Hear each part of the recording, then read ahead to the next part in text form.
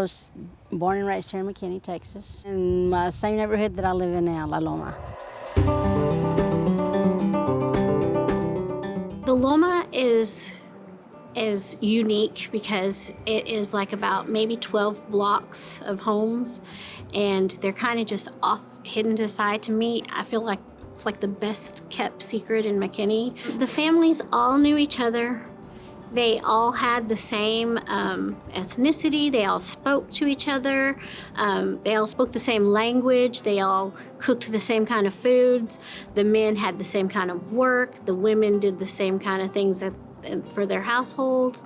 And so it was just a strong sense of belonging. It's just this hidden little island in McKinney. Uncle Frank Garcia, he was always trying to get some equal rights here in this district. And they called him the city council watcher. They called him that in the newspapers. And he had a reputation of being at city council meetings, just kind of watching. Maybe this community didn't understand, but he understood, and he wasn't gonna be quiet.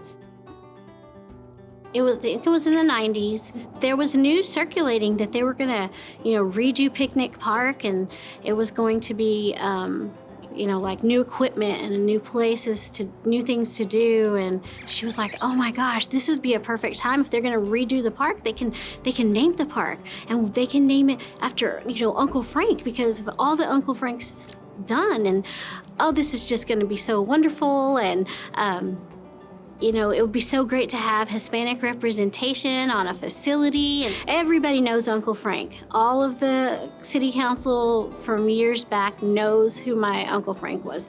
And she was like, "This is just a no-brainer. This is gonna be it. We're gonna get something, named for him." She didn't know about how the city worked. She didn't know about, how to get anything done. She just went right in with like, "Hey, look at my idea." And they were like, "Who are you? And why would you even think we would do that?" And I think she realized, hey, these people don't know me, and I don't know them. And I'm just coming out of left field, and they don't, and I need to change that. They need to know who I am. They need to know who we are. She had gotten this group together, mostly men, and they were like, "We got to do something. One of us needs to run for a city office, something." We all have some good resumes here. Whoever's going to run, just step forward. And they all stepped back. And she was left up front. And she was like, "Hey, wait a minute," and she was always talking about how they kind of pushed her. Uncle Frank also tried to run for council. Of course, he never did get elected, and so I knew it was a challenge when I decided to run, and so. But I'm glad I did, and I'm just, I guess, following in his footsteps. She definitely was passionate about her district. There were a lot of times where I think she felt like, that her district was not treated as if it was as important part of McKinney as the newly developed areas, and so she was a very strong advocate for East Side. And she would take me over there and show me areas where the roads were still basically dirt roads, and show me places where the water lines were not in yet, and things like that. And so she made a big effort to make sure that, and especially again because I was new, to make sure I understood that there's this whole side of McKinney that maybe I wasn't familiar with at the time. I really care about people. I know sometimes I come on a little strong, but I am very passionate about the community, and I think maybe they know that. And Gilda was kind of funny because the first time I met her, it was more about, well, why do you want to do this? It wasn't about, who I was or where I was from. It was just, why do you want to be on city council? Why do you want to be involved? And it was funny, as quiet as she seemed to be, if you got her one-on-one, she had some very strong opinions about how things needed to work, and was not afraid to express it. I was like, I never tell anybody I'm your daughter. And she was like, why? And I was like, because I don't know if they love you or hate you. And she was like, she just laughed. She goes, that's very true. Yeah, very mama bear. Very mama bear. I was so lucky to have that kind of a mama bear. McKinney was gonna get a new pool. There was the funds for it, you know, and all the council members were excited. Oh, you know, ooh, where are we gonna put it? Where should we put it? And she was like, what about my district? And they were like, huh? Our kids are walking down Highway 5 and across 380 and further down Highway 5 to get to have some summer fun. And that's not safe. I mean, that's not safe for them to have to do that all the time. And I mean, there was just no way to argue with the points that she made. And so they were like, I guess District 1's getting their own pool.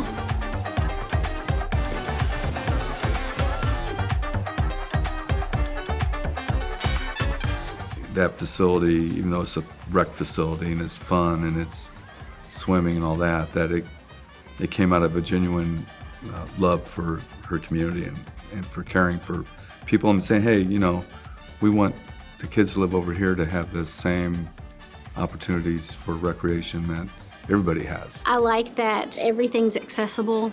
You can watch your kids easily. You can get to your kids in a flash. And, you know, they have the awesome slide.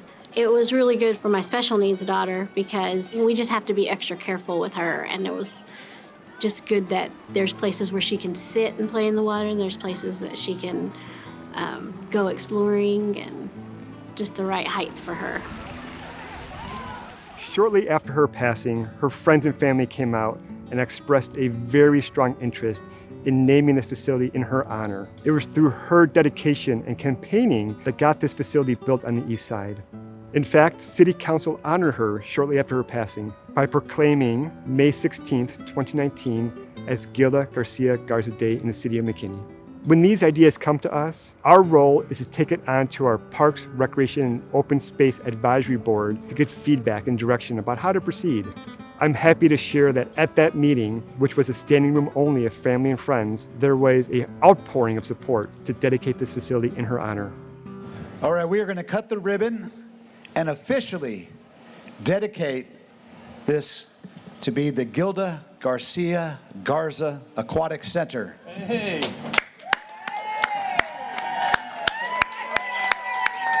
Garcia did it again.